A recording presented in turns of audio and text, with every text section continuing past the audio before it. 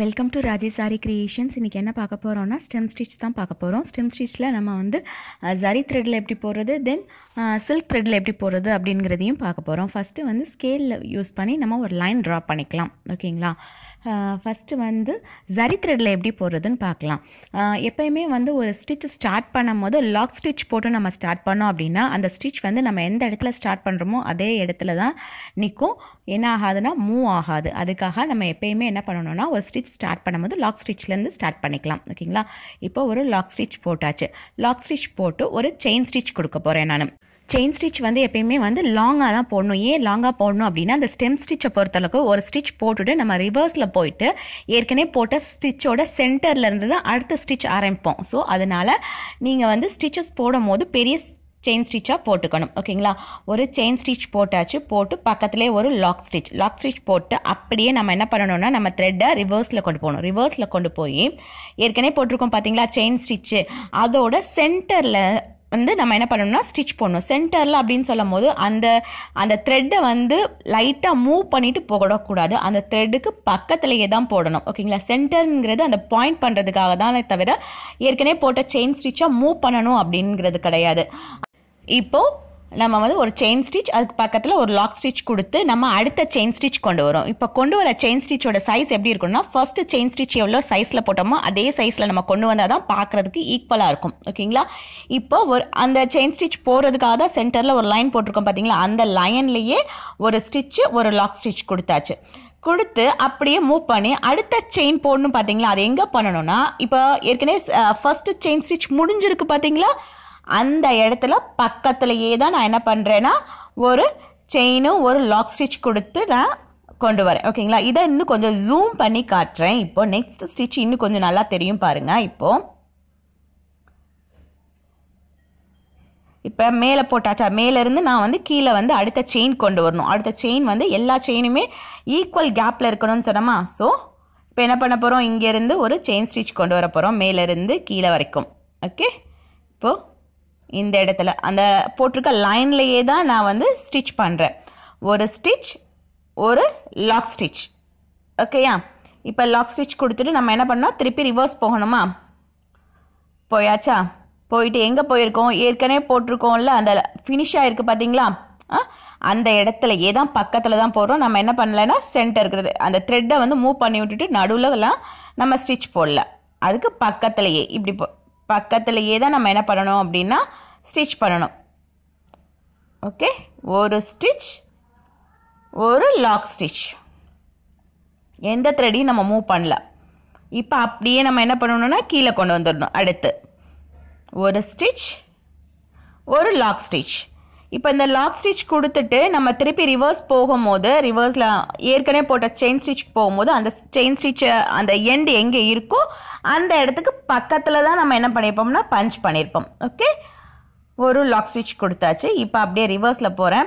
ரிவர்ஸில் போயிட்டு எந்த இடத்துல நான் ஃபினிஷ் பண்ணியிருக்கேன், இந்த இடத்துல தான் நான் ஃபினிஷ் பண்ணியிருக்கேன். ஸோ அந்த இடத்துலையே நான் என்ன பண்ணுறேன்னா ஒரு ஸ்டிச் கொடுத்துட்டு அதுக்கு மேலே பக்கத்துலேயே ஒரு லாக் ஸ்டிச் கொடுத்து நம்ம என்ன பண்ணுறோம்னா மூவ் பண்ணி கீழே கொண்டு வரணும். ஓகேங்களா? இப்போது அதே ஸ்ட்ரெயிட் லைனில் நம்ம என்ன பண்ண போகிறோம்னா ஒரு ஸ்டிச் ஒரு லாக் ஸ்டிச். இந்த ஸ்டெம் ஸ்டிச்சை பொறுத்தளவுக்கு ஒரு செயின் ஸ்டிச் கொடுத்தோன்னா பக்கத்தில் ஒரு லாக் ஸ்டிச் கொடுத்துடணும். ஓகேங்களா?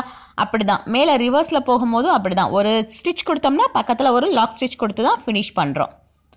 இப்போது நீடில் வந்து எப்படி ஹேண்டில் பண்ணுறது அப்படின்னா ஆரி நீடில் வந்து மேக்ஸிமம் எந்த ஸ்டிச் போட்டாலும் சரி தான் நம்மளோட நீடில் வந்து 90 டிகிரி பொசிஷனில் வச்சு நம்ம ஸ்டிச் போட்டோம் அப்படின்னா ஸ்டிச்சஸ் வந்து ரொம்ப ஃபாஸ்ட்டாக கிடைக்கும் நமக்கு. அது மட்டும் இல்லை ஈஸியாகவும் நமக்கு வந்து ஃபினிஷ் பண்ணோம். நடுவில் வந்து எந்த இடத்துலையும் வந்து த்ரெட் வந்து ஃபேப்ரிக்கில் சிக்காது. ஓகேங்களா?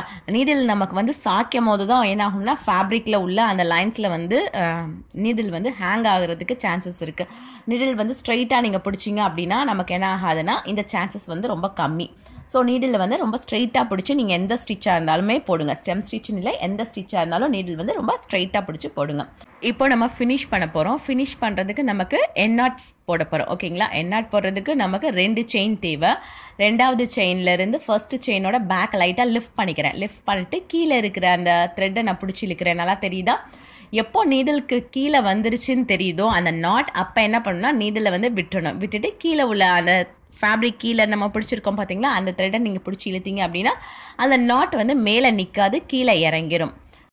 இதுதான் நம்ம போட்ட ஸ்டெம் ஸ்டிச் ஓகேங்களா. இதை வந்து நம்ம ஜரி த்ரெட்டில் போட்டிருக்கோம். இதே வந்து சில்க் த்ரெட்டில் எப்படி போடுறது அப்படின்னு சொல்லி பார்க்கலாம்.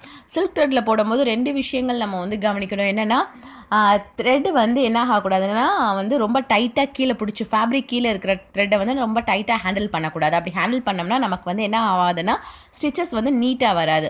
இப்போது ஏற்கனவே போட்ட மாதிரி தான் ஸ்கேலில் வந்து ஒரு லைன் போட்டுக்கிறோம் ஓகேங்களா. இந்த லைனில் தான் நம்ம வந்து அந்த ஸ்டிச்சஸை வந்து போட போகிறோம். ஃபஸ்ட்டு எடுத்தோடனே நம்ம வந்து நாட் போட்டு தான் ஸ்டார்ட் பண்ண போகிறோம். ஓகேயா, ஸ்டார்ட் இந்த இடத்துல பண்ண போகிறோம். ஸ்டார்ட்டில் வந்து ஒரு லாக் ஸ்டிச் கொடுத்து நம்ம வந்து ஸ்டார்ட் பண்ண போகிறோம். ஏன் அப்படின்னா நமக்கு வந்து நம்மளோட போகிற டிசைன் வந்து எந்த இடத்துல ஸ்டார்ட் ஆகணுமோ அதே இடத்துல தான் நமக்கு இருக்கணும். எந்த இடத்துலையும் வந்து மூவ் ஆகக்கூடாது அப்படிங்கிறதுக்காக தான் நம்ம என்ன பண்ணியிருக்கோம், லாக் ஸ்டிச் கொடுத்துருக்கோம். தென் த்ரெட்டை வந்து கொஞ்சம் ஃப்ரீயாக மூவ் ஆகுதான்னு செக் பண்ணிக்கோங்க. செக் பண்ணியாச்சு. இப்போ ஒரு லாங் ஸ்டிச் போட்டு நாட் போட்டாச்சு. போட்டுட்டு தென் அதோட சென்டரில் போயிட்டோம் ஓகேங்களா. சென்டரில் போயிட்டு ஒரு ஸ்டிச் ஒரு லாக் ஸ்டிச் கொடுத்தாச்சு. கொடுத்துட்டு ஃபேப்ரிக் அந்த த்ரெட்டை வந்து அப்படியே கீழே இழுக்கிறோம் ஓகேங்களா.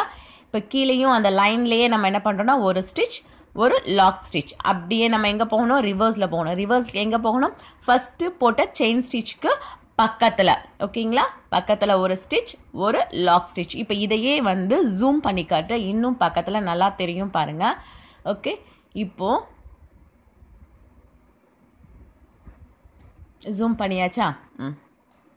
இப்போது ஒரு ஸ்டிச் பாருங்கள், த்ரெட்டு வந்து ரொம்ப ஃப்ரீயாக மூவ் ஆகுது. அப்படி ஃப்ரீயாக மூவ் ஆனால் தான் நமக்கு வந்து ஸ்டிச்சஸ் வந்து பார்க்குறதுக்கு நீட்டாகவும் இருக்கும்.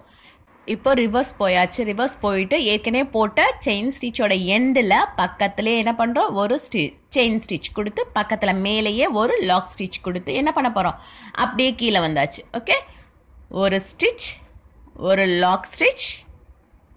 அப்படியே நம்ம என்ன பண்ணணும்னா ரிவர்ஸில் போயிடணும். ரிவர்ஸில் ஒரு ஸ்டிச் ஒரு லாக் ஸ்டிச். அதாவது இதுக்கு முன்னாடி எந்த இடத்துல ஃபினிஷ் ஆகிருந்துச்சோ அந்த இடத்துல ஒரு ஸ்டிச் பக்கத்தில் ஒரு லாக் ஸ்டிச் ஓகேங்களா. லாக் ஸ்டிச் கொடுத்து அப்படியே நம்ம வந்து கீழே இறக்கிடணும். கீழே ஒரு ஸ்டிச் ஒரு லாக் ஸ்டிச்.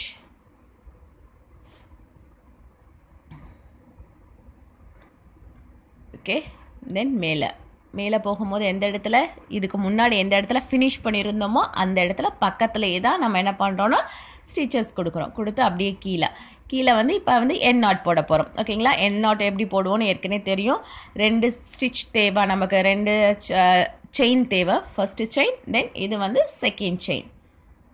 இப்போது 2 பெருசாக எடுத்தாச்சு. செகண்ட் செயினுக்குள்ளே இருந்து ஃபஸ்ட்டு செயின் ஓகேங்களா வெளியில் வந்தாச்சு. ஃபஸ்ட் செயினோட பேக் சைடு வந்து லைட்டாக பிடிச்சிக்க போகிறோம். பிடிச்சிட்டு கீழே உள்ள த்ரெட்டை நான் இழுக்க போகிறேன். கீழே உள்ள த்ரெட்டை நான் இழுக்கிறேன் பாருங்கள், நல்லா தெரியுதா. கீழே உள்ள த்ரெட்டை இருக்கிறேன். நாட் விழுந்துருச்சுன்னு தெரிஞ்சதுக்கப்புறம் என் கையில் இருக்கிற நீடிலையும் அப்படியே நான் கீழே கொண்டு வரேன் ஓகேங்களா. ஃபேப்ரிக்கில் டச் ஆகிடுச்சு. ஸோ நீடில் அப்படியே வெளியில் இழுத்துட்டு ஃபேப்ரிக் கீழே உள்ள த்ரெட்டை லைட்டாக நான் புஷ் பண்ணி இழுக்கிறேன். இழுத்தோன்னே மேலே இருக்கிற அந்த நாட் வந்து அந்த லூப் மாதிரி இருக்குது பார்த்தீங்களா, அது வந்து கீழே போயிடும். போயாச்சா, நீட்டாக இருக்கா. இதுதான் வந்து ஸ்டெம் ஸ்டிச். நம்ம வந்து ஜரிலையும் போட்டு காட்டியிருக்கோம், அண்ட் தென் சில்க் த்ரெட்லேயும் போட்டிருக்கோம். ஓகே, நீங்களும் ப்ராக்டிஸ் பண்ணுங்கள். Okay, thank you. Thanks for watching. Please subscribe my channel for more videos. Thank you.